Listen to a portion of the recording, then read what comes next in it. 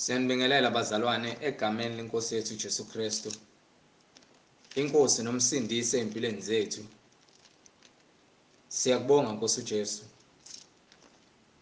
ngokuthembeka kwakho nokuhle kwakho. Ukuthi uphinde wasivusa namhlanje ekseni.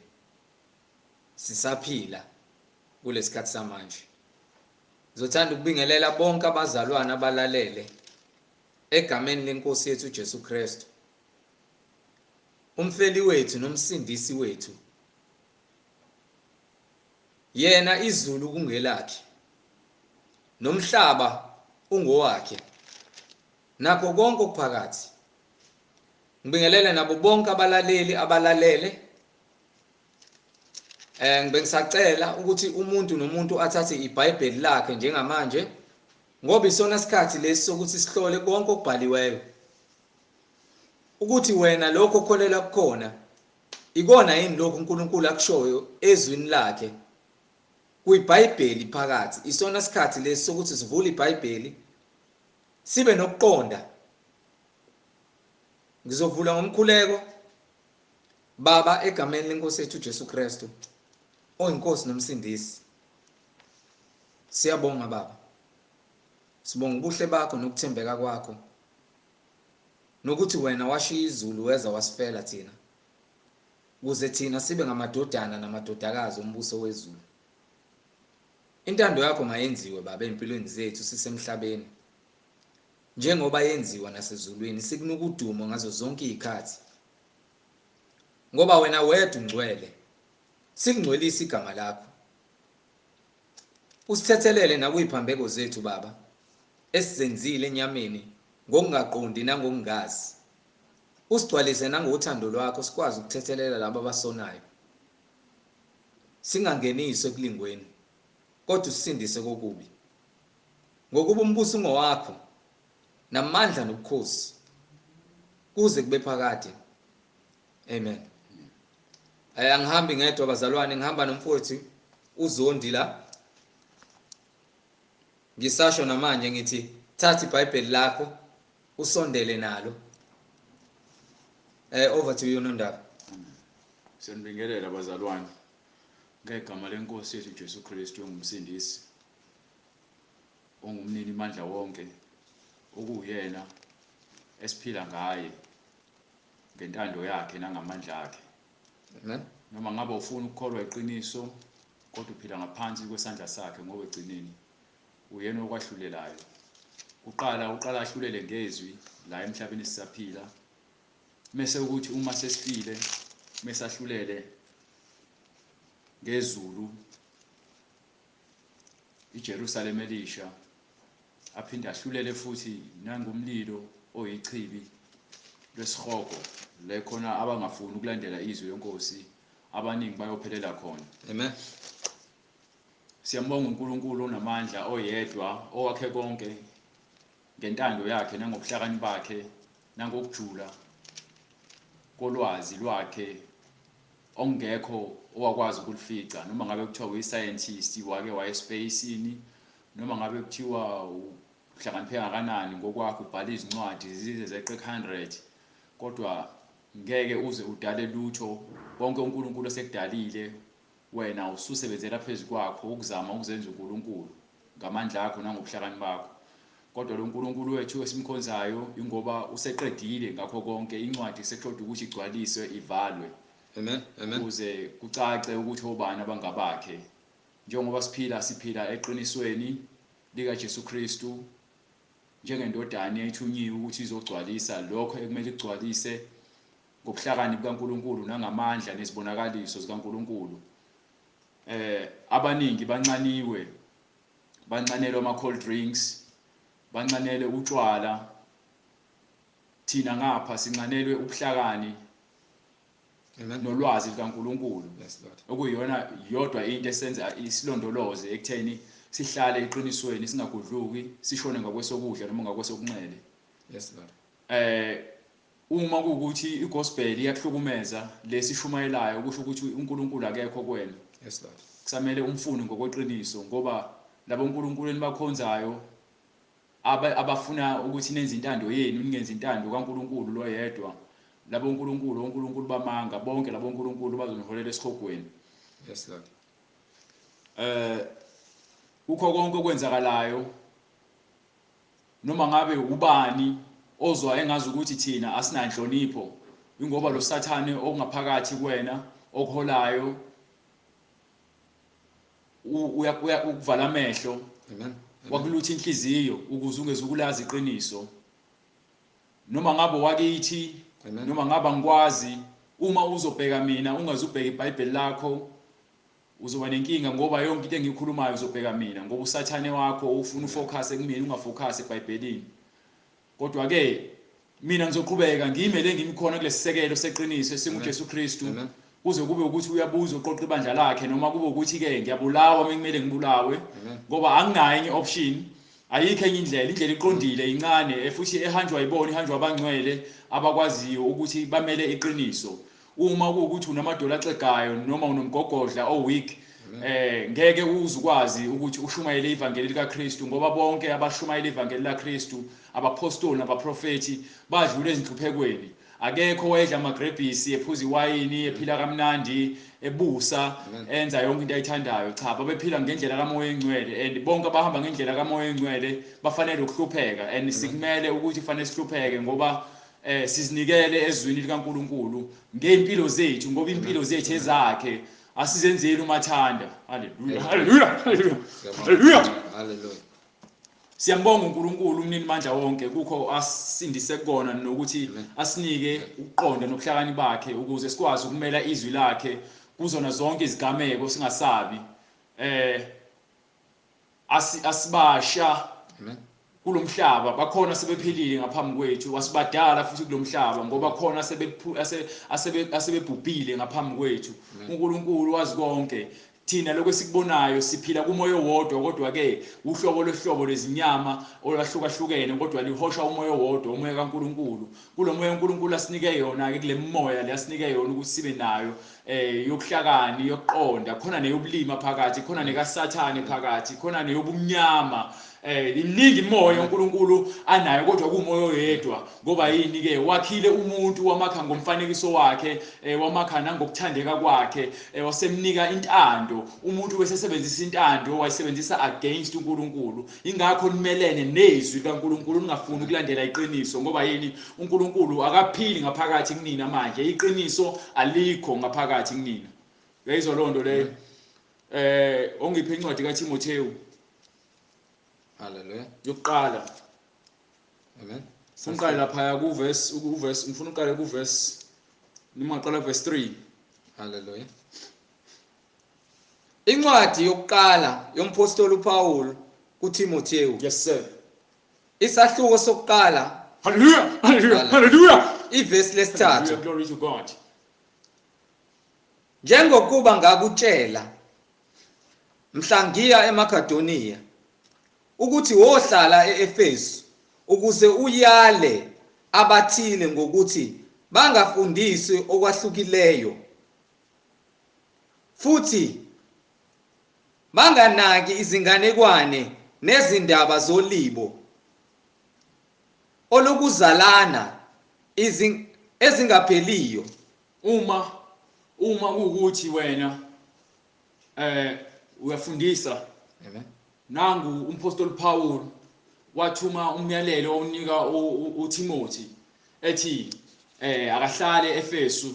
Amen. Mehlale eEfesu loyo ncwadi ayibhala namanje ikhona eBhayibhelini le ncwadi esifundayo. Okusho ukuthi le ncwadi njengoba yayikhona ngalesa sikhathi njengoba ikhona kule ncwadi engcwele esifundayo kuumthetho ukuthi bonke abantu abasemzimbeni kaKristu kufanele balandele lo myalelo le bangaphumeli bayofuna ngaphandle enye imfundiso engeyona ekaNkulunkulu njengoba umpostoli Paul wephethe lo mfundiso le esithatha leBhayibhelini. So uma sifundisa into esithatha phansi eBhayibhelini manje sifunda incwadi kaTimotheyu yokuqala eyithumele umyalelo oyonika umpostoli Paul. Lencwadi lo ncwadi khona iseBhayibhelini. So lo ncwadi le ikhuluma ngabantu ukuthi bangaphumi bayofunda enye imfundiso engekho eBhayibhelini. Hallelujah, hallelujah, hallelujah, hallelujah. Abangaphumi bayofuna enye imfundiso engekho eBhayibhelini. sikhuluma nje bonke abantu siqale nje ngabantu ababaholi bathi bayakholwa. Yes, Lord. Uma ukholwa into ebhalwe phansi eBhayibhelini njengoba injalo ngoba incwadi kaTimotheyu yesibili isahluko sesithathu verse 16 ithi zonke noma yonke imbhalo ekhona eBhayibhelini ikhona ngoba nakho lo mbhalo ngenxa kaNkulunkulu nangomoya engcwele. Amen. So uma kukuthi wena uthi uyashumayela, Yes, Lord. kodwa manje awushumayeli into ebhalwe la, ushumayela izinganekwane nezinto zizwa ngendaba ezingekho eBhayibhelini ngoba nakho usaba ukukhuluma iqiniso ngoba nakho weak ufuna abantu bakuthande udayisa ngezwi lenkosi. Amen.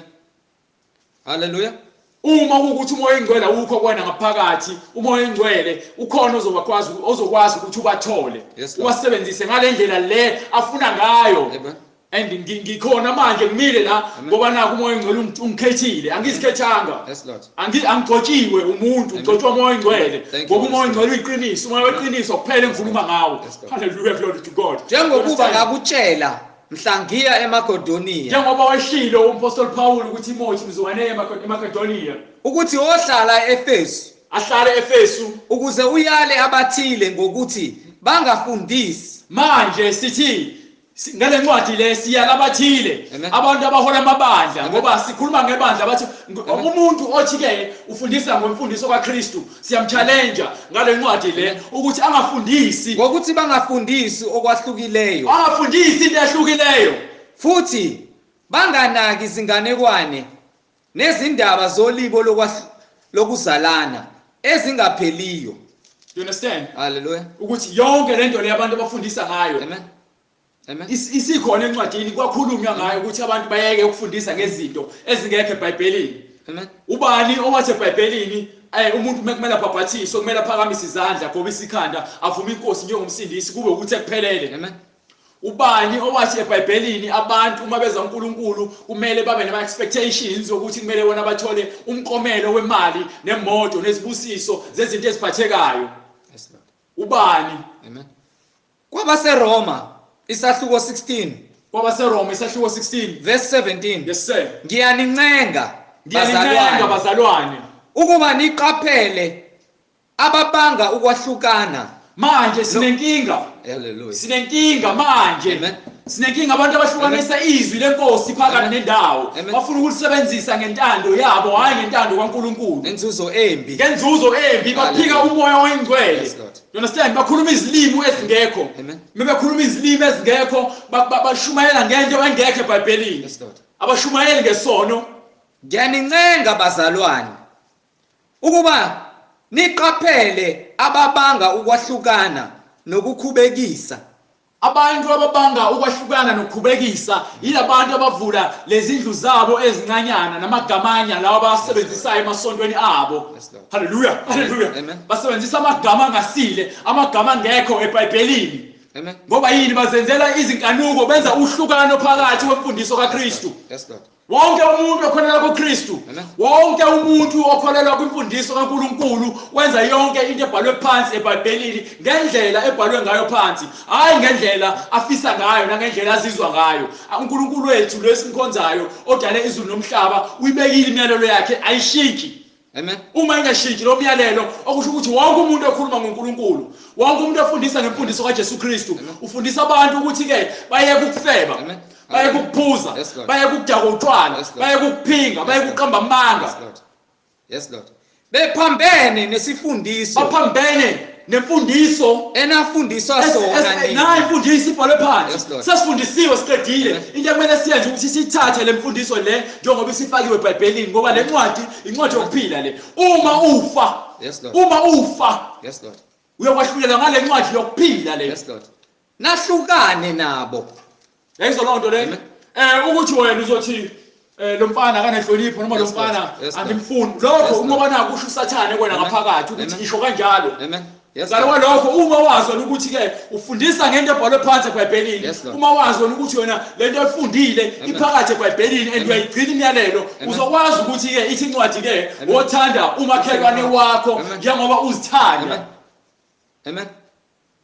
Uma ukwazi ukwenza lokho ukuthanda umakhelwane wakho njengoba uzithanda, then uzo-understand ukuthi uNkulunkulu akazelanga ukuzohlukanisa, uzele ukuzoletha ubumbano, uzele ukuletha ukuthula. Yes Lord. Incwadi yesibili kwabaseKorinte, Incwadi yesibili kwabaseKorinte, isahluko sesine. isahluko sesine. Ngokuba uma kufika umuntu Ngokuba makufika umuntu eshumayela omunye uJesu, eshumayela omunye uJesu esingamanzi, ongekho eBhayibhelini, esingamukelanga, uJesu olenga lapha esiphambanweni, yabona uJesu olenga lapha esiphambanweni, lo okesithombeni oyisithixo. Uma kuqhamuka umuntu ezosifundisa ngalowo Jesu ethi angishaya icross ekhanda lami nasesifubeni nasemahlombe, esingamshumayelanga, angashumayelwanga, uJesu akasekho esiphambanweni. Why uJesu wena ehleli esiphambanweni? Why uJesu wena ehleli esithombeni odongeni? Amen. Noma namukela omunye umoya eningawamukelanga, noma elinye ivangeli eningalamukelanga, nikubekezela kakhulu. Haleluya. Ngizofunda. Ngokuba uma kufika umuntu, Ngokuba uma kufika noma ngabe ubani eshumayela omunye uJesu, eletha elinye ivangeli elingekho eBhayibhelini, ngoba sithi-ke siqhathanisa izinto zikamoya ngokukamoya. Yes Lord. Yenza loo nto leyo. Uma siqhathanisa izinto zikamoya ngokukamoya, yonke into ekhulunywa umfundisi othi ushumayela ngoJesu Kristu, oshumayela ngesiphambano, lo mfundisi imfundiso yakhe neyami noyomunye fanele ihambisane, kungabi khona ungquphazana ngamakhanda nangokwembono, ezifu uNkulunkulu wethu uhlukanise phakathi nendawo, ezifu-ke uJesu Kristu uhlukanise kathathu. uJesu Kristu akayona iTrinity. Amen. Uma wena ukholelwa kwiTrinity, upatshiwe, upatshiwe sonweni, ngoba akakho le eBhayibhelini. Thatha iBhayibheli lakho uvule noma ubuze umfundisi wakho ukuthi-ke kukuphi le kuthiwa khona-ke uJesu Kristu uyiTrinity. Yes Lord. Ngokuba uma kufika umuntu eshumayela omunye uJesu esingamshumayelanga, Uphi esiphambanweni le kuthiwa khona-ke umoya engcwele uyijuba na? noma namukela omunye umoya eningawamukelanga, noma elinye ivangeli eningalamukelanga. Nali iBhayibheli lisho kahle lithi-ke ningazikhonzi izithixo, ningazikhonzi izithombe, ningazikhonzi izithombe ezibaziweyo. Amen. Wena ngapha uzoqhamuka nerosali emqalweni wakho, uthi ithemba lakho lihleli kulelo rosali, wisiwula ngoba yini ukholelwa izinto eziphathekayo. Okwasho uNkulunkulu akahlala emathempeleni enziwe ngezandla. You understand? Hambe kwincwadi yezenzo. Amen. Chapter 17 verse 24 verse 25. Lapho nje noma starting from verse 24. Amen. Incwadi yezenzo 17 24.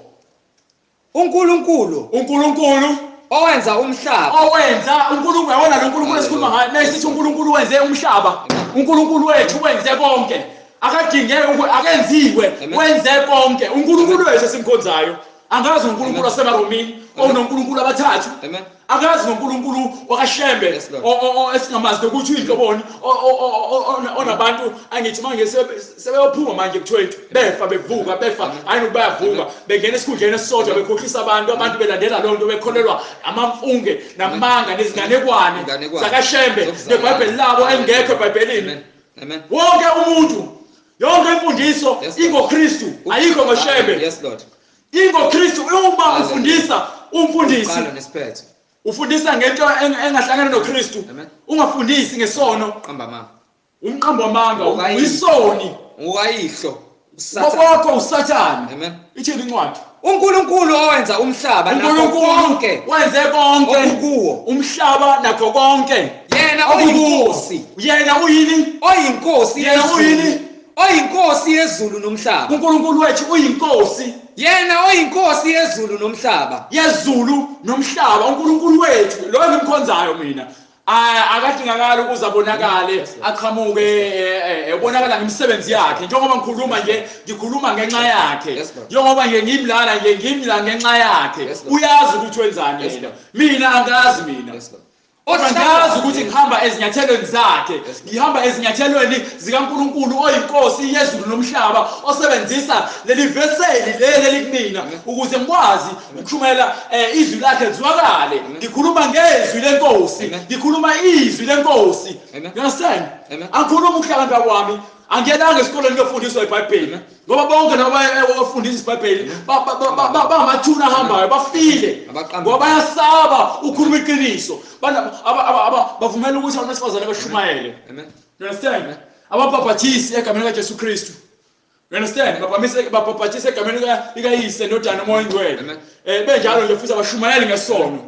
Abafundisi bamanga izinja ezingakwazi ukukhonkotha. Yes, Lord. You understand? Yibona labo bathi ke kune buffet nobani angaba isangoma nobani angaba isitabani nobani angaba isidakwa sonke songena ezulwini. Ngiyakubona lokho. Ngalo haleluya. Hallelujah. Ngalo uNkulunkulu lo simkhonzayo usekhulumile. Yes, Lord. Ukhuluma kanye aphinde akhulume kabili aphinde akhulume futhi ngokwephupho umuntu angafuni ukukholwa ngoba yini uzama ukusindisa sezulwini. You understand? Owethu uNkulunkulu wenza akuthandayo emazulwini. Akahlali emathempelini enziwe ngezandla. uNkulunkulu wethu ithi incwadi akahlali emathempelini enziwe ngezandla. Uma unesithombe endlini yakho odongeni uma unesithombe endlini yakho odongeni uthi uNkulunkulu mosibuka uzithobe. Yes, Lord. Lalela abantu babhizi baba ngumsindo. uNkulunkulu wayemnyama, uJesu Kristu wayemnyama, uJesu Kristu wayemhlophe, uJesu Kristu wayekhaladi, uJesu Kristu anginandaba. You understand? Ngoba lithi iBhayibheli ke izokutshela la futhi akakhonzwa ngezandla zabantu. uNkulunkulu akahlali ngezinto lezi enzakhile ngokuzakhe ngezandla zenu. Ngisho isonto lakho lebuilding oyakhile uNkulunkulu akahleli lapho uma imfundiso yakhe ingekho lapho ngokweqiniso nangokomoya. You understand? Akahlale building uhlala kumuntu washo njalo kwincwadi kaJoel wathi ke ngiyakuthela umphefumulo wami noma umoya wami emzimbeni womuntu. You understand? Futhi akakhonzwa ngezandla zabantu. Asimkhonzi ngezandla uNkulunkulu mangiphethe iBhayibheli akuphethe uNkulunkulu ngiphethe izwi lakhe. Ngokungathi udinga utho. Akadinge lutho kuthina. Into edingayo kuthina ukuthi simdumise. Njengoba yonke into ekhona lemhlabeni idumisa yena. Yonke into ekhona angikathali ukuthi ungabe unenkane engakanani. Udumo lwakho kufanele libheke kuNkulunkulu. Understand? Awunakudumisa ama celebrity lawa angasile. Afeba ayaphuzayo, ayaphinga aqamba amanga. Yena obapha bonke ukuphila. Sonke siphila ngoNkulunkulu. Bonke ngibamazi uNkulunkulu. Kodwa manje amasontweni abo abafundisi benu ngoba ninikela kakhulu abafuna ukushumela ngoNkulunkulu. Bayasaba, ba-weak. Bathanda imali ngaphezulu kwaNkulunkulu. Bakwenza nawo wa-weak. Uthanda izinto zomhlaba ngaphezulu kwaNkulunkulu, uthanda ingcebo ngaphezulu kwaNkulunkulu. Understand? Phinda ngale. Nokuphefumula. Unika nani? Nokuphefumula. Yes sir. Nakho konke. Qhubeka. Hallelujah. Yonke into iqhamuka loNkulunkulu. Qhubeka. Yonke into angikhathali ukuthi ngabe uzokhombani ukhombe ini. Yonke into iqhamuka kuNkulunkulu. Amandla akhe engiyena ozoba isiphetho sakho konke. Le mali yakho, lezindlu zakho, le moto zakho, lama hips akho wathengile. Lobulili bakho bushintshile ngathi untombazana waphela umfana. Lalela. Yes Lord. Umfana phela untombazana. Bathi ke akuvumelekile ukuthi abantu abayitabane banamalungelo noma ngabe ubani lokunilo lolo lungelo liphambene nelungelo likaNkulunkulu ngoba uNkulunkulu ke kwaseqaleni wadala indoda nomfazi ukuthi indoda isuke kubazali bayo iyonamathela kumfazi wayo. Wena mothanda noma umfana usuke uyonamathela kubani? Uzuyakhala kanjani umndeni? Uzuyakhala kanjani ingane? Amen. You understand? Lolo lungelo lakho uma ukuthi izongenza ukuthi ngiboshwe mina. Ngiyohlala ejele. Angingejele ngijabulile. Ngoba yini ke? Ngikhuluma iqiniso. Uhulumeni wenu uma ukuthi unika lo malungelo. Uhulumeni kaSathane. You understand? Angikhathali ukuthi ngabe ubani. Uma ekhuluma into ephambene nezwi lenkosi. Sonke sikhona iyasho incwadi. Ngenxa yakho uNkulunkulu ngamandla akho uNkulunkulu. Uyathatha uyanika. Uyadala uyathusa uyasusa. Wenza konke amandla akhe. You understand? Ungalakhi ilungelo lakho lasemhlabeni elale emhlabeni kuphela. USathane unqobile nina abantu. Nina abazali unavumela ugovernment ukuthi ke aninqobe nilahlekele ukukhola kwenu kweqiniso. Ingakho nje mesishumela le gospel ekuthiwe qaphelani ukuthi ngithini. Niqaphela lalela anginakuqaphela. Lokho uNkulunkulu lokho uzokusho. Kuyikona amen. Lokho uNkulunkulu akufaka emlomeni wami. Hallelujah. Hallelujah. Ilona engizokusho. Angishintshe, angiguduki, angibuyeli ngokwesokhohlo noma ngokwesokudla. Ngihamba ngiqonile ngendlela encane. Uma ukuthi ithuna lami kulendlela le encane, fanele libe khona. Angishintshe. You understand? Hallelujah. Useshile umoya engcwele. Ushilo umoya engcwele. Hallelujah. Glory to God. You understand? Hallelujah. Ithini incwadi? Wazenza izizwe zonke ngagazi Wazenza linye. izizwe zonke ngagazi linye. Phinde kwafundele ichapter neverse. Incwadi yezenzo isahluko 17. Lalela. uNkulunkulu wadala izulu nomhlaba. Wadala nakho konke okuphakathi. Uma edala konke okuphakathi uNkulunkulu akadinge lutho ongamenzela lona wena ngoba akahlala entweni enziwe ngezandla zomuntu. Uyena okumele ahlale kumuntu aphile ngezwi lakhe elingcwele. Ngokungathi udinga utho. Akadinge lutho. Yena ubapha bonke ukuphila nomphefumulo. Wena kube kusho uNkulunkulu udinga ufela mpome kusho uNkulunkulu khona ayidingayo kwena. Wazenza izizwe zonke ngagazi linye. Wazenza iyalela kile longatshela ukuthi bathi ke uNkulunkulu mina uJesu Kristu indodana kaNkulunkulu yaqhamuka eEurope imhlophe basibekela izithombe zomuntu omlungu ongathi isitabane umumbuka osebakhile ukuze benze ukuthi noma bekhuluma ngegospel bathi we soft ungazi kuthiwa umuntu weak. Understand? Abanye bathi ke uJesu Kristu wayemuntu omnyama. Angikhathalele lokho mina. Manga. Itask ayethunyelwe. Izwi ayeliphethe. Ufakazi ayephethe. Ikhona into engikhathalele umoya oyingcwele. Umoya oyingcwele ukuthi uJesu wakho umhlophe noma umnyama lo Jesu wakho uma kedongeni noma kesiphambanweni esalenga namanje uJesu akasathane. Ngoba uJesu wethu thina wathula esiphambanweni wafaka ethuneni wavuka ngosuku lesithathu wakhuphukela phezulu. So lo Jesu wakho osalenga namanje ukhombisa wona ukuthi isibula. Ukholele ingane eziphathekayo. Amen. Understand? Wazenza izizwe zonke ngagazi linye. Waseyakha uAdam noEve. Yes Lord. Wakha uAdam wakhipha uEve kuAdam. Ukuba zakhe uthele sebakhile bomhlaba. Wabakha bonke wathi ke bazozalana bande. Yes Lord. Understand? Amen. So sonke thina ukuthi umnyama noma umhlophe isimangaliso isimangaliso nesibonakaliso sikaNkulunkulu ukuthi wena ubemnyama omunye abempofu omunye abemlungu omunye akhuluma olunye ulimi amandla kaNkulunkulu ngoba awuyikho ilanguage osowayiqamba wena akekho umuntu osukwamdala wena ayikho into osokwayidala wena. Amen. Konke okwenzayo wena uyaproducer uyakhiqiza ngoba uNkulunkulu usekhomandile ngomlomo wakhe ukuthi hey zalana nande inzalo ngifake kwena. You understand? Akashonga ukuthi uzozidalela umuntu wakho, akashonga ukuthi wena uzozidalela ubulili bakho, akashonga uNkulunkulu ukuthi wena uzozakhela izilwane zakho. Yonke into ayikho into ongathi ufuna ukuyidala uNkulunkulu angakoyenzi. Amen. You understand? Ngoba imicabango yakho ekhohlakele ekwenza ukuthi wena ufuna ukuba ngaphezulu kwaNkulunkulu. Understand? So umuntu ezoqhamuka manje nezincwadi eziwumgqinsi ezingaka ezingekho eBhayibhelini afuna azingenangqondo afuna ukuthi ke sikholele kuzona lezo incwadi lezo athi ke zine sense ziletha i-sense of energy ne-sense of understanding. I-sense of understanding zikhathaza ingqondo. Amen. I-sense of understanding iseBhayibhelini. Amen.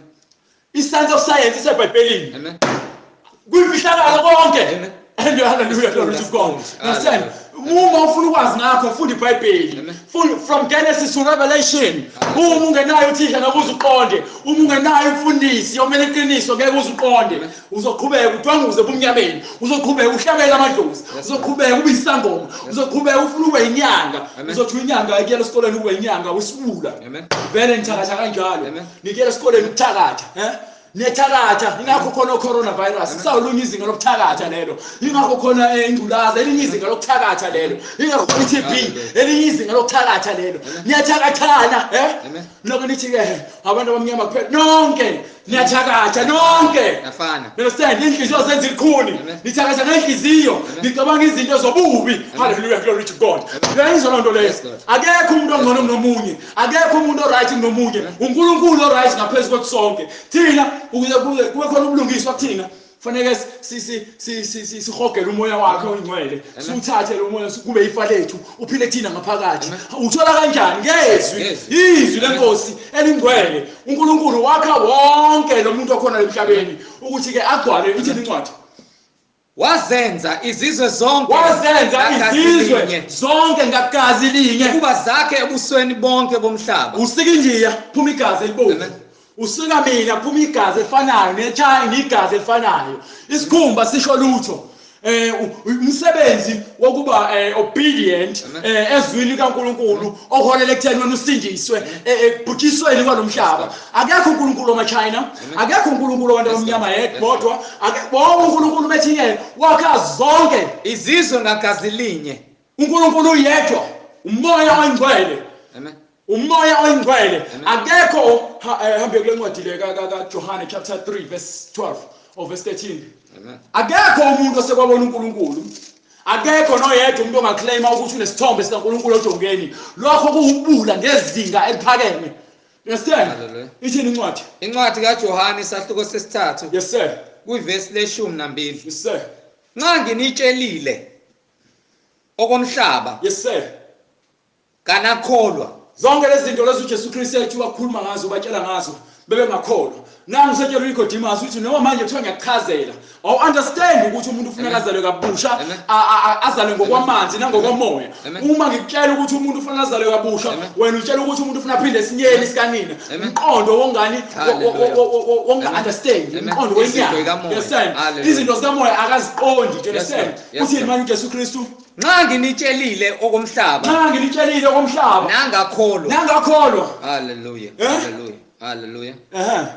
Ningakholwa kanjani? Nizokholwa kanjani Uma nginitshela okwasezulwini na? Kukhulunywa ngokwasezulwini. Nakho ke manje sikhuluma ngokwasezulwini. Ithini incwadi lapho? Hallelujah. Yes sir. Akakho uthi manje ngeke sikholwe besitshela ngento zasezulwini angithi. Manje uthini akekho owanyukela oseke wanyukela ezulwini kuphela yena owehla ezulwini. You understand? Indodana yomuntu. You understand? Usho uJesu Kristu akekho osekwabona uNkulunkulu ngaphambilini ngaphandle kwakhe. Hallelujah, glory to God. Hallelujah, hallelujah, hallelujah. uJesu Kristu uyakhuluma. Amen. Uyasichazela ukuthi yena uyena kuphela akakho owanyukela akekho omunye owanyukela ezulwini kuphela yena kwalowo owehla ezulwini indodana yomuntu. You understand? Hallelujah. Thank you, Lord. Thank you, Lord. You understand? Amen. So yonke lento yokuhlukana phakathi kwenu kwalamabandla kuyimfeketho. Amen. You understand? Amen. Hambe kwincwadi Leviticus chapter 19 verse 1. Lo ncwadi yozingena emakhanda ba understand ukuthi ke wonke lamabandla abo we Baptist, we Lutheran, we Zion, we Catholic Church, we noma ngabe usibiza ngani. You understand? Amen. Hallelujah, glory to God. Angikhathali ukuthi ngabe ibandla lakho libizwa ngani igama lalo.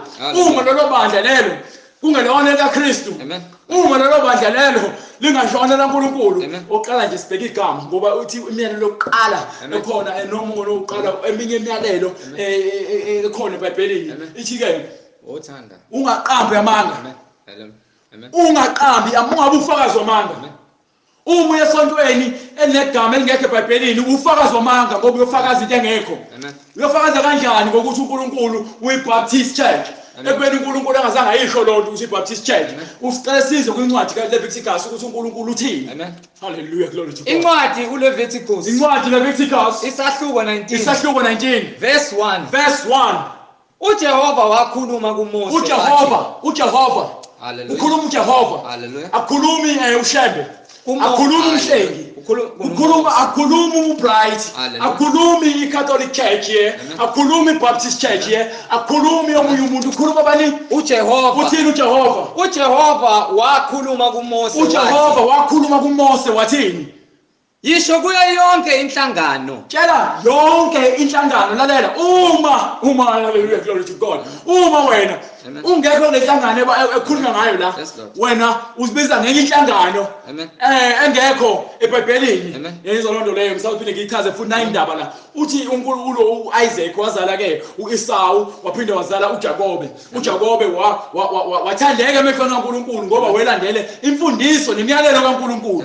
Wayesethi uNkulunkulu ke ngizoqapha igama manje wena igama lakho ngeke kusaba uJakobe usuzoba ke uIzrael. Amen. Isizwe esiyophila ngaphansi kwakho kuyoba isizwe sakaIsrael. Amen. Understand? Amen. So uma ke manje bebizwa ngesizwe sakaIsrael okusho ukuthi abantu laba abahamba ngendlela kaNkulunkulu.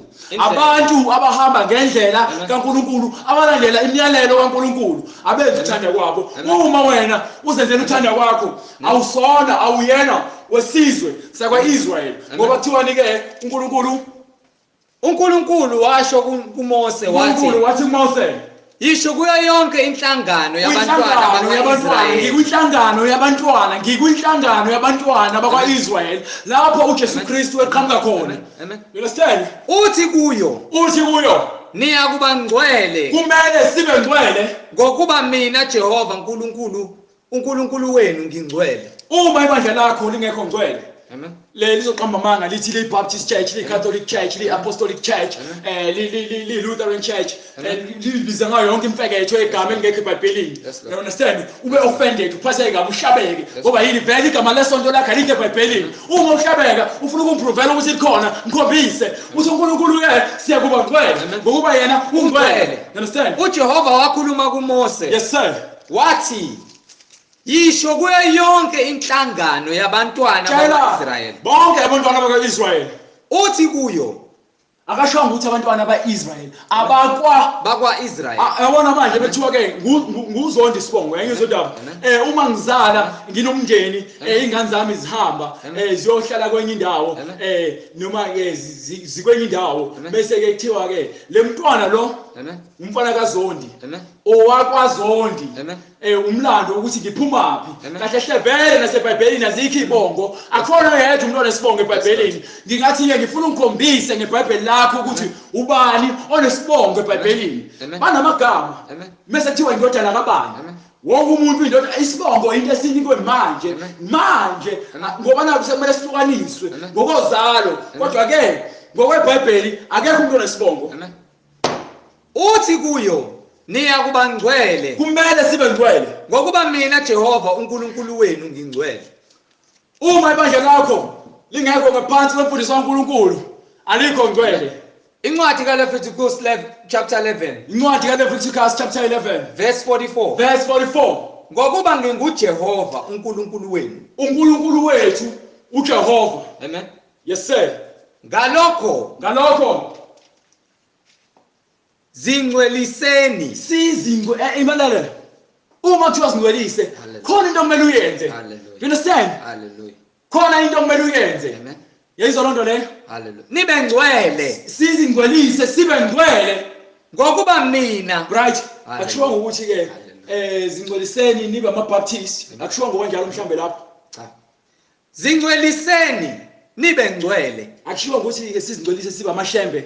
Zingcweliseni nibe ngcwele. Akushiwo ukuthi sizingcwelise sibe ama-Christianity. Zingcweliseni nibe ngcwele. Akushiwo ukuthi sizingcwelise sibe ama-Lutheran. Zingcweliseni nibe ngcwele. Sizingcwelise ukusho ukuthi kunento ekumele sihluke ngayo thina abantu abangcwele ukuze sibe yilento uNkulunkulu ayiyona. You understand? Ngokuba mina ngingcwele. Ngokuba yena uJehova ubaba wethu uNkulunkulu umnini mandla wonke owadala izulu nomhlaba ungcwele. Yayizwa uNkulunkulu ungcwele. uNkulunkulu ungcwele. You understand? Ningazingcolisi ngezilwane ezinwabuzelayo. Singazingcolisi ngezilwane ngaleso sikhathi-ke lo myalelo wayewunike ngokuthi kufuneke bahlukaniswe bona ngoba banika umyalelo kahle bafundise ukuthi bakwazi ukulandela imiyalelo yakhe ngoba uthi uPostoli Paul kwincwadi yamaRoma-ke akungenwa ngokudlwa nangokunye ezulwini kodwa-ke ukulandela imiyalelo kaNkulunkulu nokulunga ulungele ukuthini-ke uhamba ngemiyalelo nangemigudu kaNkulunkulu. You understand? So loqhekeko olukhona lamasonto namabandla amaningi alidingeki alifunakali sonke ifuna sihoshe moya munye umoya weqiniso okuKristu. You understand? Hallelujah. Yes sir. Siyabonga Nkosi Jesu. Yonke into esiyenzayo kufuneka ihambe ngendlela le ebhalwe ngayo phansi. Uma kukhona omunye umuntu onomunye umbono nophikisa nayo nalento engishoyo ngithi letha iBhayibheli lakho. Letha iBhayibheli lakho. Incwadi yokuqala kaPetro. Yes sir. Isahluko sokuqala before uqhubeke angithi okay fundi. Isahluko sokuqala verse 16. Isahluko sokuqala verse 16. Yes sir. Ngokuba kulotshiwe ukuthi manibe ngcwele. Hallelujah, glory to God. uNkulunkulu wethu ungcwele. Abantwana bakwa-Israyeli baze babe ngcwele. Uthi uJesu Kristu-ke nalibandla lakhe fanele libe ngcwele. Akekho umuntu ozobona izulu ngaphandle kokuthi abe ngcwele. Akekho umuntu ozobuyela kuNkulunkulu ngaphandle kokuthi abe ngcwele. Imfundiso yethu ingcwele. Iqiniso kaNkulunkulu lingcwele. Yonke into esiyenzayo fanele ibe ngcwele. Jesu ngcwele. You understand? Izulu lingcwele. Izulu elabangcwele. Hallelujah. Hallelujah, glory to God. Ngokuba mina Hallelujah, ngingcwele. hallelujah, hallelujah, glory to God. Ngokuba uNkulunkulu wethu njani? Ngokuba mina Hallelujah. ngingcwele. Ngokuba uNkulunkulu wethu uthi ungcwele, abantwana bakhe kufanele babe ngcwele. Ayizona lento leyo. Amen. Uma sungitshela ukuthi wena ngoba uphuza utshwala, ubhema ugwayi, ifeba, uphuza, uqamba amanga, ulala nabo bonke abantu besifazane, ubhizi uphinga, ngapha ubulala abantu, uqamba amanga, uzongitshela ukuthi wena ungcwele. Kodwa manje uNkulunkulu uthi abantwana bakhe ababe ngcwele, akekho umuntu oyakwazi ukuthi ke adle ifa lombuso kaNkulunkulu uma engekho ngcwele. Hallelujah. Hallelujah, glory to God. Hallelujah. Hambe kwincwadi kaMathewu chapter 16. Ngifuna from verse 14. Gijima baba. Amen. Lento le abantu beloko besifida ushevu ngenkani ngoba nakho besaba ukofenda abantu ngamabandla abo amanga. Ngeke simele. Umpostoli Paulo wathi ke uTimothy akaqhubeke afundise imfundiso kwefanele yokuthi abantu bangaqhekeki balandele izinganekwane. Amen. You understand? Hallelujah. Incwadi kaMathewu, incwadi kaMathewu chapter 16. isahluko 16. Yes sir. Verse. Starting from verse 17. Hallelujah. Yes, sir. Siyabonga Moya Ngcwele. Gijima baba. uJesu waphendula wathi. uJesu wasephendula wathi. uJesu waphendula wathi kuye. uJesu waphendula wathi kuye. Ubusisiwe wena Simona kaJona. uJona muhlehla kancane uya ku15 uthini uJona yini la isho uJona emenza ukuthi abusiseke. Hallelujah, glory to God. Wathi kubo nina ke nithi uJesu esefikile emaphandleni aseKasariya. uJesu esefikile emakhandleni aseKasariya. Philip wabuza uJesu wayesefikile emabandleni aseKasariya eFilipi. Yes sir. Wabuza abafundi bakhe. Wayesebuza abafundi bakhe. Abantu basho ukuthi indodana yomuntu ingubani. Abantu bathi indodana yomuntu ingubani na? Hallelujah, glory to God. Hallelujah, hallelujah, hallelujah, glory to God. Hallelujah, hallelujah, hallelujah, hallelujah, hallelujah, glory to God. You understand? Yes. When you speak of what you know and what you believe, and you have evidence and you are witness, then you know what you're speaking of.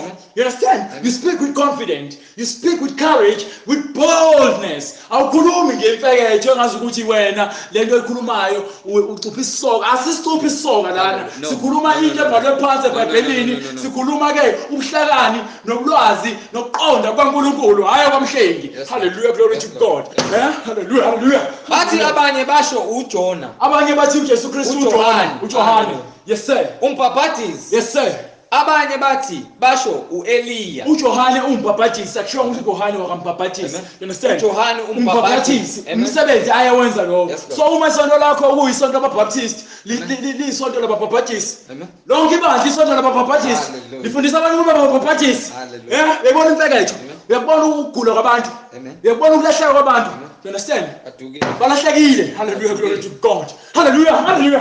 Hallelujah, glory to God. Abanye basho abanye bathi uEliya ubuzile indodana yomuntu yathi ke abantu bathi ngubani na? Hallelujah, hallelujah, hallelujah. Baphendula abafundi bakhe bathi abanye bathi uJohane umbhaphathizi, abanye bathi uEliya, abanye basho ukuthi uJeremiah, abanye bathi uJeremiah noma omunye wabaprofeti. omunye abangaseni qonda ngoba ikhona. Hallelujah, glory to God. Kodwa uNkulunkulu uyakwazi ukwenza imangaliso ngoba khona ozokholwa, ozo-understand, ozoqonda, ozothatha ke imfihlakalo ayikhulume njengoba injalo. Understand? Ngokuqonda kwaNkulunkulu hayi ngokuqonda kwakhe. Understand? Ngoba uma uqonda kwakho ukhuluma into zenyama. Kodwa ngokukhuluma into zikamoya. Ukhuluma into zikamoya. Hallelujah, glory to God. Hallelujah. Wathi kubo nina ke. Uthi ke nina ke nithi ngubani? Nithi ngubani na? Yes sir. Yes sir. Hallelujah. Hallelujah. uSimon Petro waphendula wathi, yes sir. wena unguKristu. Wasephenduka uSimoni kaJona wathi ke wena unguKristu. wena unguKristu. wena unguKristu. Hallelujah, glory to God. Sikhuluma ngoKristu. Sikhuluma thina ngendodana ethunyiwe. Indodana kaNkulunkulu. Hallelujah, glory to God. Hallelujah. Hallelujah, glory to God. Indodana kaNkulunkulu enjani? Ophilayo. Indodana kaNkulunkulu enjani? Ophilayo. Indodana kaNkulunkulu enjani? Ophilayo. Hallelujah, glory to God. Thina sikhonza uNkulunkulu ophilayo, uNkulunkulu wayisiqalo, uNkulunkulu oyisiphetho, uNkulunkulu ongenamphelekezeli, uNkulunkulu owakhe bonke ngezikhwepha zakhe nangamandla akhe. Hallelujah, glory to God. Hallelujah. Yes sir. Yeah. Qhubeka. Hallelujah. Yes uJesu wayesethi uJesu waphendula wathi uJesu kuSimoni Petro ubusisiwe wena Simon. wathi ke wena kuSimoni Petro. Hallelujah, glory to God. Lalela uthi ke wena Simon ubusisiwe ngoba khona uJesu Kristu umoya engcwele into ayibonayo kulo muntu lo amnika isibusiso ukuthi wena ubusisiwe. Hallelujah, glory to God. Akhuluma ngemali Akahambanga nesibalo. akaze asifundise nangolodwa usuku ngemali wathi thina ke ingcobo yethu asingayibeke emhlabeni. Understand? Uma eshe njalo thina sokholelwa lokho akukhile ngoba uthi ke uNkulunkulu wethu baba wethu osezulwini uyazi izinto esizidingayo, uziprovide ngezinto esizidingayo. Angidinge emoto enkulu, angidinge emuzi omkhulu, angidinge imali eningi, kuphela nje ngidinga ukudla nempahla zokugqoka nendawo yokulala. Mase ngiqhubeke ngidumisa uNkulunkulu ngimcinge kube kuhlale lapha.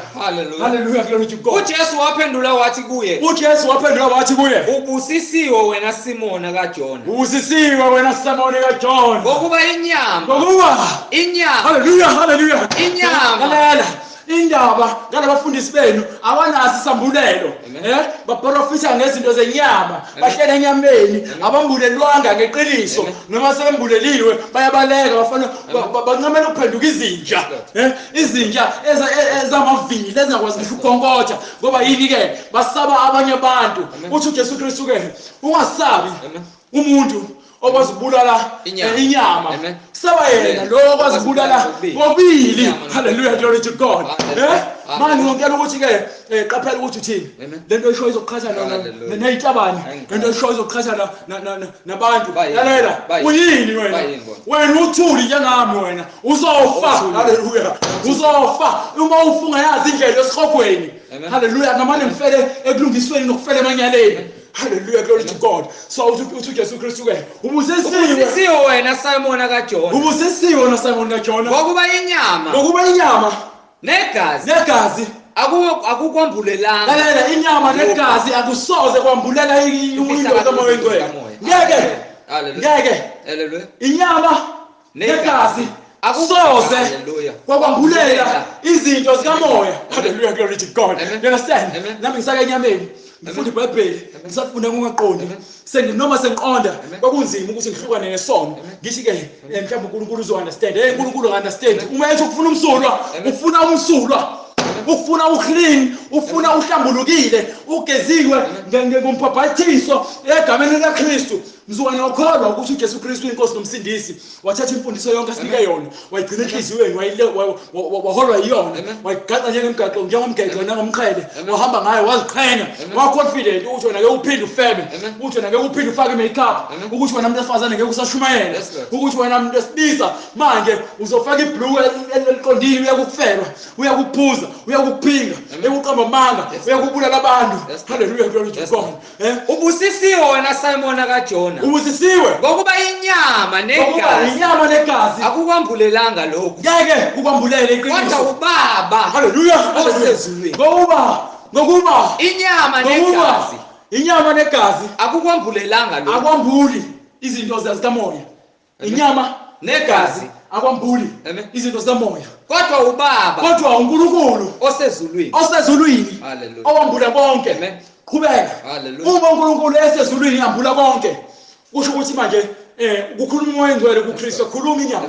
Lezo nto leli nawo izinto zikamoya lesikhuluma ngazo, ukuthi ke lewe ekhuluma uJesu Kristu ekhuluma noSimoni, akakhulumi inyama nenyama, khuluma izinto zikamoya, ukuthi usekwazi ukuthi akholwe iqiniso ukuthi nangu uMesiya, nangu uKristu, indodana kaNkulunkulu ophilayo.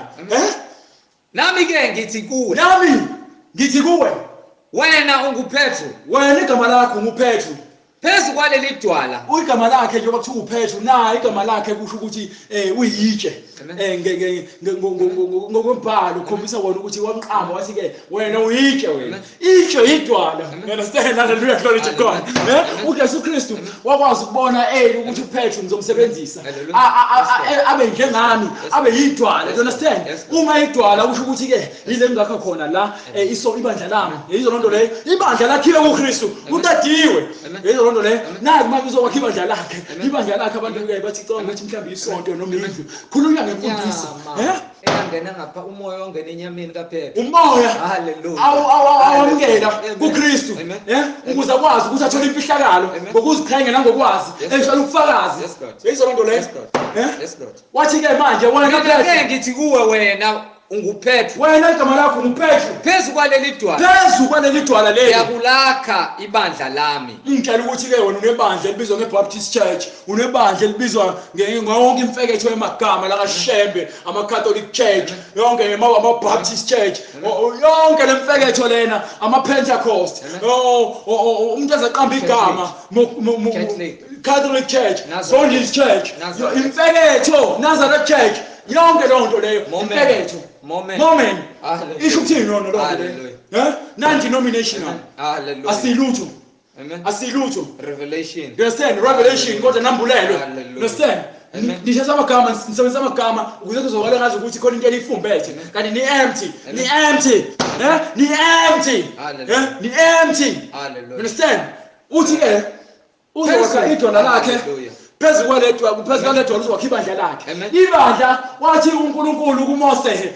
niya kuba ngcwele ngokuba mina ngingcwele wathi uJesu Kristu ke wena igama lakho uPetru phezu kwaleli dwala ngiyakulakha ibandla lami ngiyakulakha ibandla lami ibandla lami ibandla lami ibandla lami ibandla likaKristu ibandla likaJesu Kristu wonke umuntu obhabhatisa egameni likaJesu Kristu okuyena umuntu wakhe ibandla okuyena umuntu owafike waletha imfundiso nakho konke esikudingayo ukuze sipheleliswe ebungcweleni bethu understand asisahlabela amadlozi asisahlabela uNkulunkulu asisahlabele asiningiza ngoma imali asikhuluma nawo sikhuluma noNkulunkulu ngomthandazo sithi baba wethu osezulwini manje ngcweliswe igama lakho intando yakho mayenzeke emhlabeni njengasezulwini umusa wakho mawufike thina baba understand ngoba yini ke siyazi ukuthi sikhuluma nobani wena ongazi ukhuluma nobani ukuthatha impepho uyayishisa ubhizi lapho ubeka imali uyakhuluma uyithenga yonke into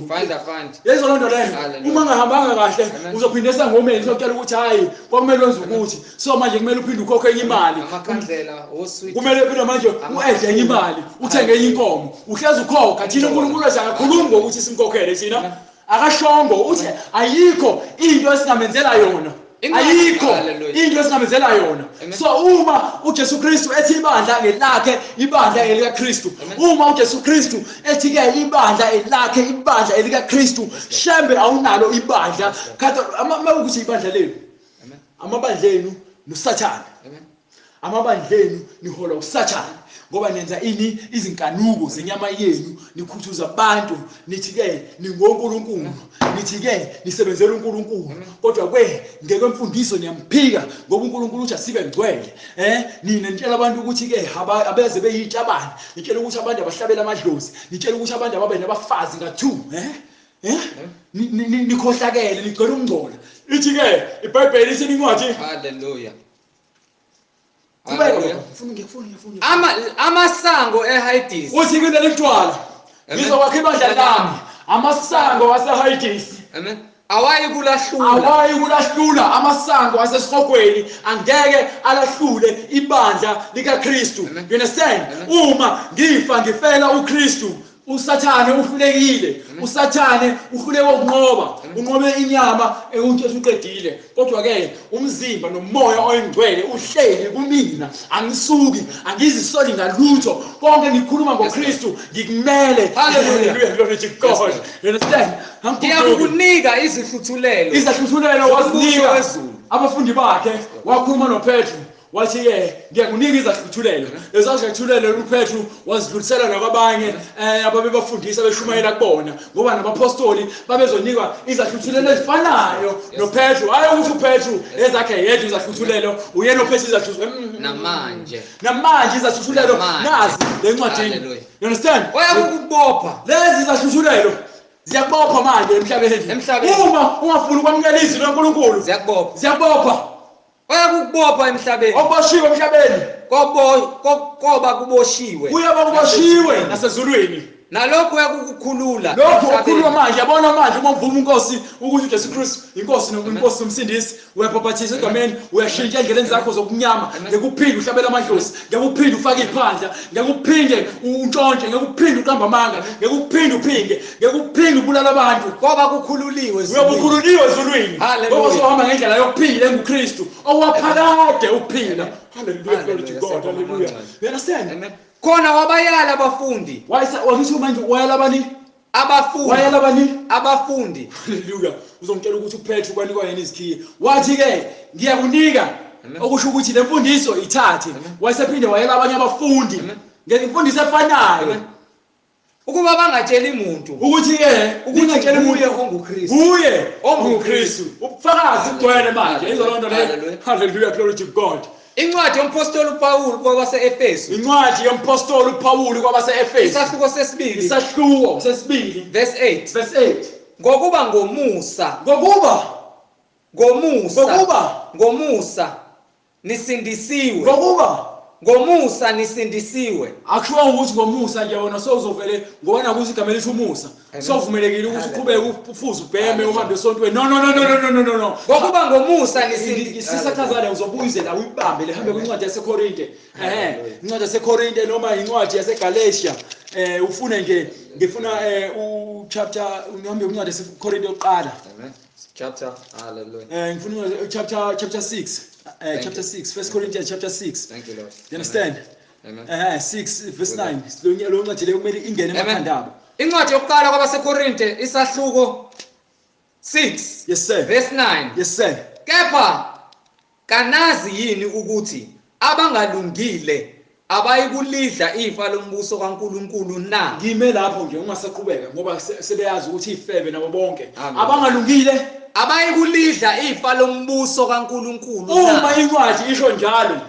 uma wena uphuza ubhema utshela ukuthi no ngikwigrace ngisemseni umsa wakho wesihogweni ngoba yini umusa ukuthi mawukuthi ukesonweni phuma esonweni uhlala emfundisweni kaKristu awuyiyona ndlela yeqiniso nokuphila engcwele yaphakade you understand lapho nje siclean ngeke sithi ke sizothi ke ayithi waqhubeka ufebe uphuze uluke ingcele zakho ushumayele umuntu wesifazane wenze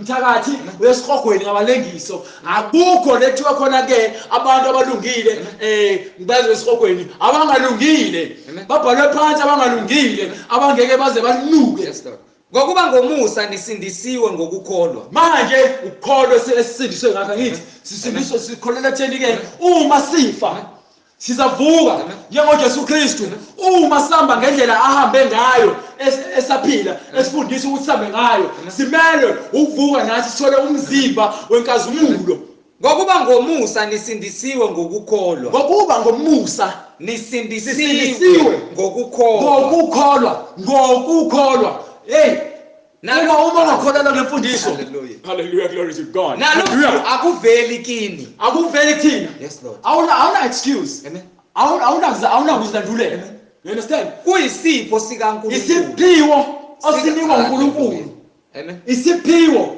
okumele usamukele amen usiphathe kahle yes Lord phela into okumele uyenze you understand akukho okunye ngaphezulu kwalokho akuveli ngemisebenzi akuveli ngokuhlabela amadlozi akuveli ngokuthi wena ugqoka amabhluwe umuntu wesifazane akuveli ngokuthi wena ube isitabani akuveli ngokuthi wena uhamba izinyanga noma ube umthakathi akuveli ngokuthi wena uwenza imlingo akuveli ngokuthi wena uhambe ufeba udaka utshwala akuveli haleluya isiphiwo somusa ukuze kungabibikho ozibongayo ukuze ngabe khona into ozibongayo ukuthi ngifebe kahle mina so ngizongena ezulwini mina ngihlabe kahle ngihlabela amadlozi kakhulu mina ngizongena iyothi indlela yokuhamba engcwele kufanele ube msulwa fanele ube msulwa ukuze uhamba ngale ndlela kaKristu you understand hallelujah glory to God ngokuba singumsebenzi wakhe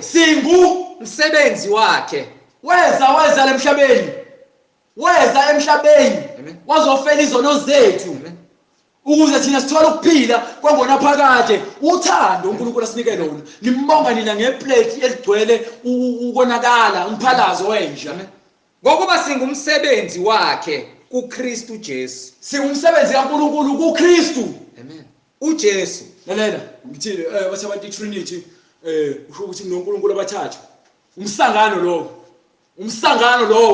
uNkulunkulu kwincwadi zonke uthi uyedwa yes Lord all right uma uNkulunkulu igama uNkulunkulu angithi haleluya glory to God phinde azoba umoya engcwele okusho ukuthi ezulwini khona isiqu sikaNkulunkulu nomoya engcwele haleluya uma kuukuthi Imfihlakalo. angitsho izolonto le uma kuukuthi ke uJesu Kristu indodana ukuthi khona indodana ezulwini futhi bawu3 Amen. yabona umsangano obhekene nawo Imfihlakalo. lalela uNkulunkulu Hallelujah. umnini mandla wonke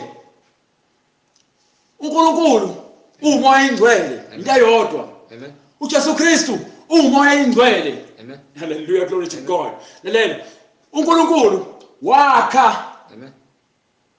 umuntu Amen. esibelethweni somuntu wesifazane Yes. wafaka umoya wakhe oyingcwele Amen. kulowo muntu Yes, Lord. so lo nkulunkulu owakhile thina sonke uNkulunkulu wakhe uJesu Kristu inyama Amen. kodwa njengoba ihleli Amen. inyama esibelethweni yakhiwe umoya akubona umoya ingcwele ohleli phakathi esibelethweni cha Amen. esezaliwe uJesu Kristu wakhula ngobuhlakani wakhula nangomzimba Amen. uJesu Kristu wathi sebhabhathiswa eJordani ebhabhathiswa uJohane Amen. kwavuleka izulu Yes, Lord. kufanele nizwise kahle lento le ngoba yikho iTrinity kwavuleka izulu wehla umoya njengejuba kwehla umoya engcwele njengejuba kwehlanga ijuba Amen. uma kwehla lo moya uhlala kuyena ngalesikhathi umoya engcwele usuphila kuKristu Amen. Yes, Lord. njengoba uhamba uJesu Kristu entabeni eyolingwa Amen. umoya uhleli kuyena so usathana utshela ukuthi ulinga Amen. indodana inyama kanti akabona ukuthi ukhuluma nomoya engcwele ingakho umoya engcwele usifundisa ngenyama ehleli kuyona ukuthi ke athi usathane ke akha izinkwa Amen. ngamatshe Yes, Lord. wathi umoya engcwele ke ngasho kwaseqaleni ukuthi umuntu afanele aphile ngesinkwa kuphela kodwa ngabo bonke amazwi aphuma emlomeni kaNkulunkulu wethu Amen. you understand Amen. aphinde usathana athi ke ziwise kwasho ukuthi mawuzwisa Amen. eNkulunkulu ethumela ingilosi zakhe ukuthi ke zikubambe ngeke avumele ukuthi uqhuzulwe yitshe Amen. wathi umoya engcwele ke hallelujah glory to God kubhaliwe Amen.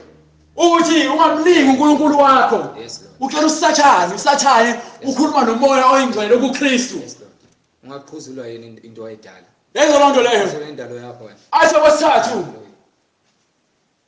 uma uguqa phambi kwami ngiyakunika yonke lento oyibonayo wathi umoya engcwele sathane Amen. jikela emva kwami hallelujah hallelujah hallelujah hallelujah hallelujah hallelujah glory to God you understand umoya engcwele lo moya kuKristu umoya kaNkulunkulu lo moya lo abathi sebembulala uKristu bemlengisa isiphambanweni waphuma lo moya ingakho ekhala uJesu Kristu esiphambanweni ethi eli lama sabathini okungukuthi Khumushwa.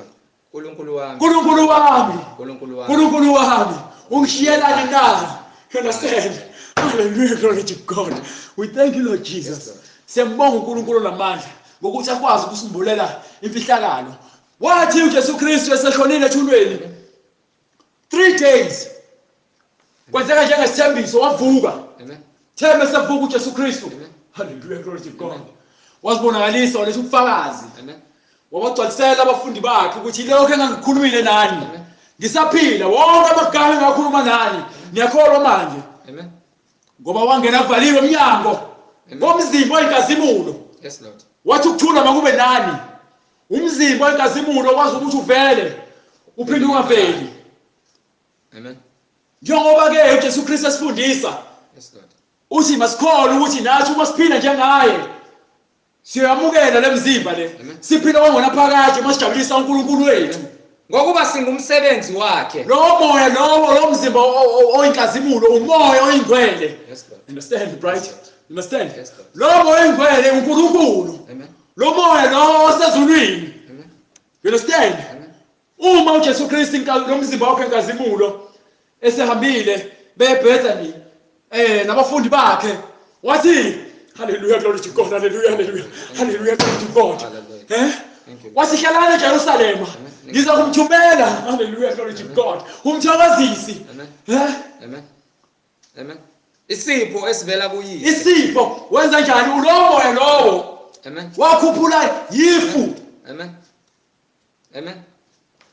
Amen. lo mzimba wenkazimulo wakhuphulwa yifu Amen. usezulwini uNkulunkulu usezulwini Amen. uJesu Kristu angithi yini Wenza ngabachazela akuthandayo. wenza akuthandayo Amen. Ngathi mina uma ngifa lo mzimba wami lo ngibona isiqu nina nithi umhlengi kodwa umoya ongaphakathi Amen. lo mzimba lo wamoya wenkazimulo Yes, Lord. lelo gama lithi mhlengi ngiyobe ngibizwa ngayo ezulwini. Amen. You understand? Amen. Umzimba awunakuzuza lutho. Umzimba uzofa ubole kodwa umoya okumina ngaphakathi yilowo moya. Hallelujah, glory to God. Okumele ukuphila kwaphakade. Same thing lo moya lowo ongaphakathi kuwena. Uma lo moya ungafuni ukwenza intando kaNkulunkulu, lo moya uzophila ukuphila kwangonaphakade. Kodwa ke lo moya uyobe ufa nsuku zonke esihogweni ushiswa ngoba ufunanga ukulandela iqiniso usaphila. Amen. Amen. Incwadi yezenzo zokuqala isahluko 5. Ingakho sonke Yes, God. singabakaNkulunkulu, ingakho sonke kumele sazi ukuthi uJesu Kristu uNkulunkulu. Umzimba ohleli kuwona indodana, akuwona uJesu Kristu, akuyona uNkulunkulu. Amen. Do you understand, right? Yes, Lord. Ngiphi? Incwadi yezenzo isahluko sokuqala verse 5. Incwadi yezenzo isahluko sokuqala verse 5. Ngokuba uJohane wayebhaphathisa ngamanzi. uJohane wabhaphathisa ngamanzi, akushiwo uJohane ukuthi wayethini ebhaphathisa. Yes, Lord. Do you understand? Yes. Wabhaphathisa ngamanzi kube ukuphenduka. Yes, Lord. Kepha nina niza kubhaphathiswa ngomoya ongcwele kungakadluli izinsuku eziningi. Sizobhaphathiswa ngomoya. Ongcwele kungakadluli izinsuku eziningi. So simelwe sonke ukubhaphathiswa ngomoya oyingcwele. Hallelujah. Uma kuphela ukholwa kuKristu. Yes, Lord. Uma ufuna Yes. umzimba wenkazimulo Amen. oyophila kwaphakade. Amen. Ube isikhonzi sikaNkulunkulu ezulwini. Yes, Lord. Hallelujah, glory to God. Yes, Lord. Wena uzokubhaphathiswa ngomoya oyingcwele ngoba uyakholwa iqiniso. Uma ungakholwa iqiniso, Amen. uholwa kwakho uSathane, uholwa lesihogweni. Amen. Uyena lo sihlabela amadimoni. Amen. Uyena lo sihlabela amadlozi. Hallelujah. Uyena lo thabo ukhuluma nezangoma. Uyena lo sikhuluma ke nezinyanga. Ukukhohlakala ngeke ukufake ezulwini. Amen. Ngeke. Never. Ngeke. Hallelujah. Siyabonga mangcwele. Bonke abantu abangcolile ngokwenyama, inyama yakho engcolile kusho nomoya wakho ngaphakathi uyangcolisa. Lo moya ophiwe uNkulunkulu. Amen. Umoya ingcwele ngeke uze ukwazi ukwehlela kuwena. Amen. Umoya weqiniso ngeke uze wehlele kuwena. Kodwa niza kwamkeliswa amandla umoya ongcwele esefikile phezukwenu. Uma ngoba nikholiwe hlala eJerusalem. Amen. Kungensuku ezingaki Amen. nizokwehlela isiphiwo samandla eqhamuka ezulwini. Amen. Umoya oyingcwele Amen. oqhamuka kuNkulunkulu. Amen. Awuqhamuki kuShembe, Yes, Lord. awuqhamuki kumaCatholic, awuqhamuki kwaBaptist, Amen. awuqhamuki kwaPostoli. Amen. No. No. So, phuma kulebandla lakho kulona nje. Hallelujah. Hallelujah, glory to God. Phumani kulamabandla enu. Uma ungaphumi nonke Amen. ninenkolozayo nezikhundla zenu Amen. enazo Amen. nobugebengu benu niqhubayo nesihogweni ngamalengiso Amen. nesihogweni ngoba ninqaba ukukholwa iqiniso. Amen. uNkulunkulu azangasho ukuthi uyiBaptist, Amen. uNkulunkulu azangasho ukuthi uyiLutheran Church, Amen. uNkulunkulu azangasho ukuthi uyisangoma, Amen. uNkulunkulu azangasho ukuthi uwumprofeti, Amen. uNkulunkulu azangasho ukuthi uwumpostoli, Amen. uNkulunkulu azangasho ukuthi ke uyisayoni. Amen. Wathi isentabeni yakhe yaseSayoni. Amen. Hallelujah, glory to God. Azangasho ukuthi mina ameSayoni. Azangasho ukuthi mina I'm a Catholic Church Amen. or Christianity. Noma ngabe yini lemfucuzo eqamba ibandla, phuma lapho. Uhambe ngezwi lenkosi, inavigator. Amen. Masikhuluma ngezwi lenkosi asikhulumi ngebandla sithi izwi iBhayibheli.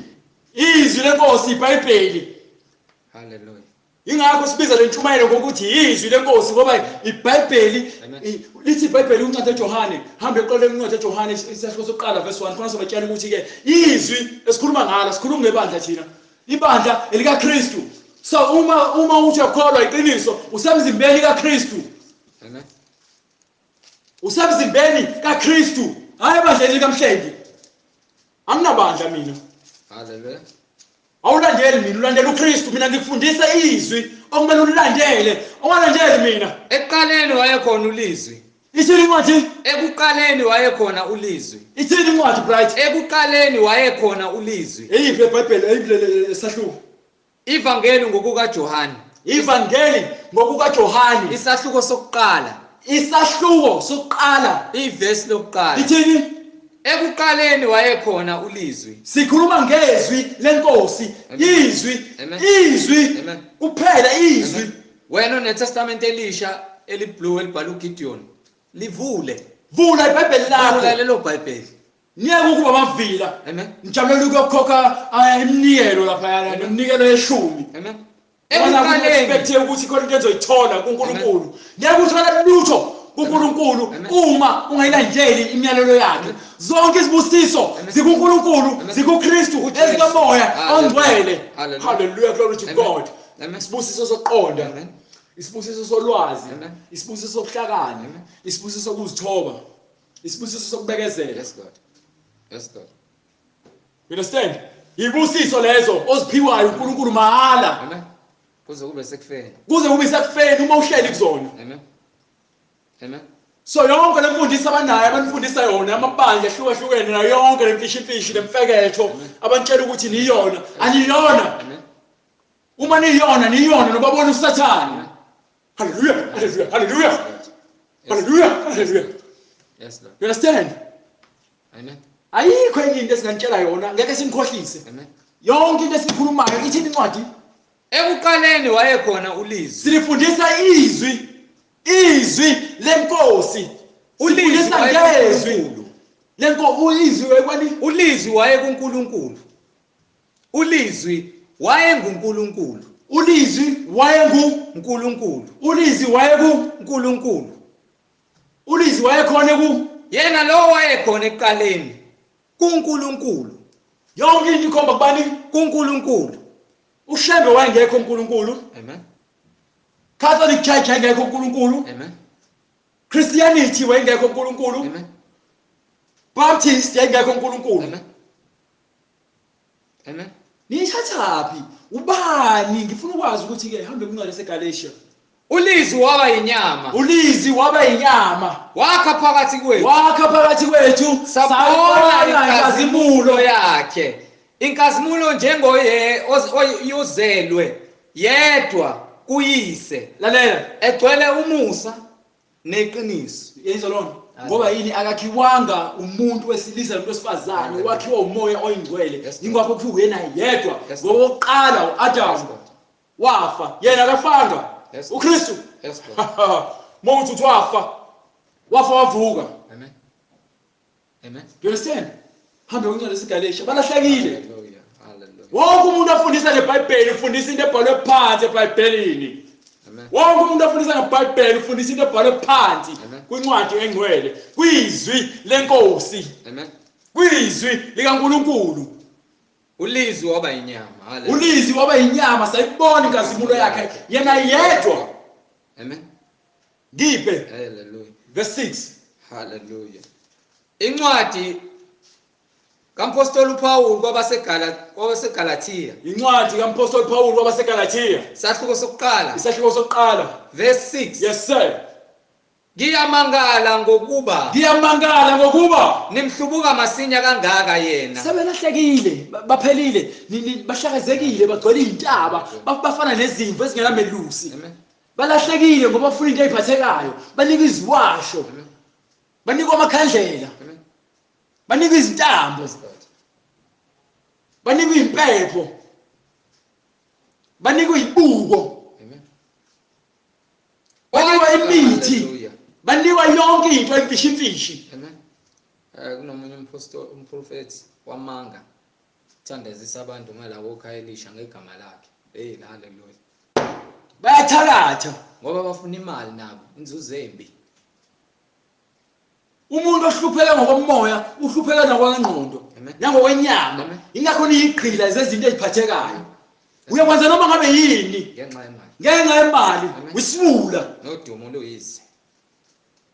You understand? Ngiyamangala ngokuba nimhlubuka masinya. Siyamangala ukuba uKristu nimhlubuka kwamasinya kanje. Yena onibizela Lo wathunyelwa emseni ezonibizela emseni ngoba kaKristu. wathunyelwa ezonibizela emseni kaKristu. Amen. Umoya engcwele. Niye kwelinye ivangeli. Senihambe nilandela wonke lamavangeli nale moya emfishi engcolile kaSathane, uDevil. Amen. Elingesilo elinye. Ivangeli engesilo elinye. Kuphela ukuba bakhona abanididayo. Ngokuba vele bayadida. Amen. Nihamba wonke lamabandla ngoba nididekile. Bethanda ukuphendukezela ivangeli. Bahlalakezela ivangeli likaKristu. Bethanda ukuphendukezela ivangeli likaKristu. Bethanda ukuphendukezela ivangeli, baphendula iqiniso likaNkulunkulu, baphendula amanga. Bethanda ukuphendula ivangeli likaKristu. Hallelujah. Bethanda ukuphendukezela ivangeli likaKristu. Do you understand? Hallelujah. Ayikho into ongangitshela yona mina. Uma ungangitshela ngeBhayibheli, Amen. ungakhulumi nami. Angikhulumi kakhulu mina. Ngikhuluma iBhayibheli. Uma ngekho eBhayibhelini ngivala umlomo wami ngoba yini? Ayikho into engathi ngayazi ngaphandle kweBhayibheli ngoba lento engifundisiwe ukuthi ngikhulume. Kuthiwa ngikhuluma iBhayibheli. Sengaphuma enyameni leka ngikhuluma khona ukuhlakanipha kwami okubula. Yes sir. Kepha ke noma kungaba yithina, Noma ngabe mina, noma ingelosi noma evela ngabe uPostoli ezulwini. Pawulo, noma ngabe uBright, noma ngabe ingilosi. Ingilosi yayizolando la, noma ngabe ingilosi. Amen. Eqhamuka ezulwini. Hallelujah. Manje uSathane uphuma ezulwini. Hallelujah. Uyilo ngilosi, yebo umnyama ezenza ukukhanya. Kanjalo nabapostoli bakhe bafana naye. Nabapostoli bamanga, nabaprofeti bamanga, nabafundisi bamanga. Enishumayeza ivangeli eliphambene. Bashumayeza ivangeli eliphambene. Nalelo esanishumayeza lona. Lele lalezo abapostoli Hallelujah. bethatha ubufakazi kuKristu. Uma khona umuntu efundisa enye into ngaphandle kwalento esintshela yona leBhayibhelini. Uthi uJesu inkosi Hallelujah, nomsindisi. glory to God. Akukho ukusindisa ngaphandle kwakhe. Alikho elinye igama ngaphansi kwezulu elingasindiswa ngalo. Angikhathali ukuthi ungabe ususonto iminyaka emingakanani, kodwa uma ungahambi ngemiyalelo kaKristu le ayishiya, Amen. wena esikhobweni neziphatho zakho, nesikhundla sakho, nathini ingubo yakho emhlophe, qhwa ingubo yakashembe, bafake nemqhele, bahlobisa lezulwini, kodwa bangcolile ngezenzo. Makabe ngoqalekisiweyo. Makabe ngoqalekisiweyo. Hallelujah, glory to God. Mina angikhathali mina ukuthi nizobuka mina yonke into ibhalwe phansi. Yonke into ibhalwe phansi. Wonke umuntu oqhamukayo azofundisa into engekho eBhayibhelini. Uthi incwadi noma ngabe kuthiwa imina, noma ngabe kuthiwa abapostoli, noma ngabe kuthiwa ingilosi eqhamuka ezulwini, noma ngabe kuthiwa ngabe ubani, makabe ngoqalekisiweyo. Njengalokho sesishilo. Njengoba sekukhulunywe, Ngisaphinda nakalokho. manje kuyaphindwa. Ngithi uma umuntu enishumayeza Uma ivangeli umuntu eshumayeza elinye ivangeli engesilo ivangeli lelabalamukela eliphambene nalelo enalamukelayo. Hallelujah, glory to God. Makabe ngoqalekisiweyo. Makabe ngoqalekisiweyo. Amen. That says the amen. You understand? That says the amen. Lokhu kushiwo nguamen. Isiqalo nesiphetho. Isiqalo nesiphetho. Lowo hambe kuncwadi ezambulo. Hallelujah. Sahluko sokuqala verse 7. Hallelujah. Amen. Lokho sekukhulunyiwe. Hallelujah, glory to God. Ngiyayibona inkazimulo yakhe. Ngiyayibona yehla ezulwini ngefu. Hallelujah, glory to God. No, hallelujah, ngiphe. Incwadi yesambulo. Glory to God. Hallelujah. Sika Johani sahluko sokuqala. Hallelujah. Verse 7. Hallelujah. Bekani uyeza. Hallelujah. Bekani uyeza namafu. Bekani uyeza namafu. Namehlo onke ayakumbona. Nawo wonke amehlo, nawo wonke amehlo. Hayi kusho ukuthi amehlo abantu abamnyama, kusho ukuthi amehlo amaChina. Wonke amehlo ayakumbona. Nabo abamgwazayo. Nabo Abamgwazayo. abamgwaza esayidini. Nezizwe zonke zomhlaba. Labo abaqamba amanga, ayibona manje usaqamba amanga. Ufundisa into engekho, usaqhubeka uyamgwaza. Amen. Uyambethela. Hallelujah, glory to God. Ziyakulila ngaye. Zonke izizwe. Ziyakulila ngaye. Zonke izizwe. Ziyakulila Zonke ngaye. izizwe. Ziyakulila ngaye. Akekho osala ngaphandle uma ungazi. Akekho osala ngaphandle. Lonke idolo fanele liguqe phambi kwaKristu. Zonke izizwe fanele zikhale phambi kwakhe zimbone. Lowo abamgwazi esayidini. Amen. Yebo, amen. Yebo. Amen. Ithini lapho emva kwalokho? Mina ngingu-alpha no-omega. Mina ngingu-alpha. Hallelujah. No-omega. Mina ngingu-alpha. No-omega. Kusho uKristu. Kusho inkosi uNkulunkulu. Kusho uKristu. Kusho inkosi uNkulunkulu. Hallelujah. Glory to God. Siyabonga Jesu Kristu. Okhona, ukhona. Ngithi uthe incwadi uNkulunkulu ophilayo. Amen. Uthi manje uyisiqalo uyisiphetho, yena u-alpha u-omega. Ungangitsheli. uKristu uNkulunkulu wethu esimkhonzayo, abantu bakini bafile, abantu bakithi bafile, abanasabelo, baphumule. Babheke namacala abo angale njengoba sikulungiselele ukuthi manje silungiselele phuma ekukhohlakaleni, phuma ebumnyameni uze ekukhanyeni uhambe ngendlela kaKristu. Kusho inkosi uNkulunkulu. Kusho inkosi uNkulunkulu ukhona manje, noekho, owayekhona emandulo, nozayo, ozayo, umnini mandla onke. Hallelujah, glory to God. Bright. Siyambonga uNkulunkulu wethu namandla akhe nokuhlakanipha kwakhe nokujula kwakhe okuze ukwenze lutho. Umnini mandla onke. Ngisho ngazonda, ngisho ngalwa. Sikhuluma ngomnini mandla wonke. Incwadi yesibili ezenzo. Sikhuluma ngomnini mandla onke. Hallelujah. Hallelujah. Hallelujah, glory to God. Hallelujah. Hallelujah. Hallelujah. Hallelujah. Hallelujah, glory to God. Siyambonga uJesu Kristu. Siyambonga uSimakade. Siyambonga uThixo namandla onke. Siyambonga wadala izulu nomhlaba. Hallelujah, glory to God. Hipe. Incwadi yezenzo isahluko sesibili. Nayi igospel esishumayelayo. Sishumayela igospel yokubhaphathizwa. Verse 38. Wayesethi uPetru wayesethi, phendukani manje, isikhathi sokuphenduka manje. Phendukani manje. Phendukani manje. Yilowo nalowo abhaphathizwe. Umuntu ngamunye fanele angene emanzini abhaphathiswe egameni likaJesu Kristu. Egameni likaJesu Kristu. Wonke umuntu fanele ungene emanzini abhaphathiswe, okholwayo iqiniso. Egameni likaJesu Kristu. Ukuze kukho ukuthethelelwa kwezono zenu. Khona uzothethelelwa izono zakho. Uyavuma ukuthi uJesu Kristu inkosi nomsindisi. Uyakholwa ukuthi wena uma ufa uzakuvuka. Amen. Uzophenduka izono zakho. Khona niyakwamukeliswa. Mase uyabhaphathiswa. Uthethelelwa izono zakho. Mase uyamukeliswa. Isiphiwo sikamoya oyingcwele. Isiphiwo sikamoya oyingcwele sithenjisiwe. Amen. Ngokuba isithembiso ngesenu. Isithembiso esenu nesabantwana benu. Esabo bonke abakude. Bonke. Hallelujah. Bonke inkosi uNkulunkulu wethu. Eyakubabiza. Ezakubabiza Jesu Kristu. Uyasibiza. UKristu uyasibiza. Amen. Understand? Amen. Wafakaza nangamanye amazwi amaningi. Wayeseje nangamanye amazwi amaningi. Wabayala. Wathi zisindiseni kulesi sizukulwane esiphambeneyo. Hallelujah, glory to God. Zisindiseni kulesi sizukulwane esiphambeneyo. Zisindiseni kulesi sizukulwane esiphambeneyo. Understand? Baba. Hallelujah. Sivele umthandazo. Egameni lenkosi yethu Jesu Kristu. Amen. Nkosi. Hallelujah. Ungabaniki ukuthula moya ngcwele. Hallelujah, glory to God. Izwi lakho lisebenze enhlizweni zabo, lisebenze linkenteze emadlebeni abo. Amen. Bathi mabelwa nawe Nkosi bekuphikise emakhanda abo, wena Nkosi ufake izwi lakho lingahlehle emumva ngoba ilone labadala. Bancisha ukuthula Nkosi kuze bayenze isinqumo enhlizweni zabo nasempilweni zabo. Mabekuphika Baba, bayazi la baya khona. Laba bakuvumile thambisa inhliziyo zabo Baba ukuze izwi lakho lisebenze empilweni zabo. Bamukela isiphiwo moya ngcwele sokuthi bavume izono zabo phambi kwakho. Egameni likaJesu Kristu babhabhadiswe. Balindele isiphiwo sikamoya ngcwele ubagcwalise wena Baba. Ubafundise bazi okumele indlela bahambe ngayo ekuphila neqiniso. Siyabonga Nkosi uJesu kuba wena uyinkosi nomsindisi ngaphezulu kwempilo zethu. Siyabonga uNkulunkulu wethu ukuba namanje konke kuyenzeka mayenziwe intando yakho emhlabeni njengasezulwini. Baba siyabonga namanje. Sibonga umusa wakho ukubusa nokufumaneka kulesikhathi samanje.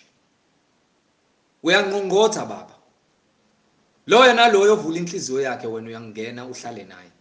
Ube uNkulunkulu kuye. Abantu bonke bangabakho. Namanje Nkosi uyanqongqotha enhlizweni zabo. laba bathi bayakwazi abavula inhliziyo zabo babhabhadiswe egameni lenkosi yethu Jesu Kristu. Amen. Na inamba bazalwane, laba bayimisela ukuphenduka endleleni zabo zobula, not ngoba nathi sasitshela ukuthi sihlakaniphile, kodwa sasiyiwula, nathi sasinjalo. 066 566 9245 066 566 9245. Inkosi ithela umusa. Amen.